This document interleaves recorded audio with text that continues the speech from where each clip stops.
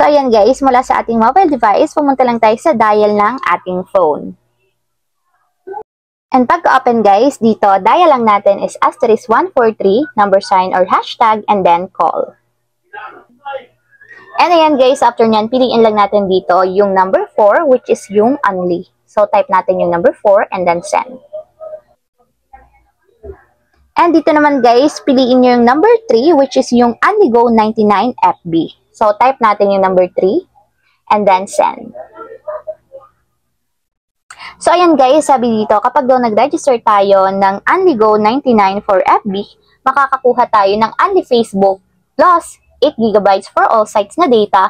And bukod pa doon guys, meron siyang Only All Net Text, valid na yan for 7 days. So, napakasulit na yan guys, kasi Only Facebook na, meron pa kayong additional na 8 GB na data plus Only All Net Text for 7 days. So, para ma-register guys or ma-subscribe, type natin yung number 1 and then send.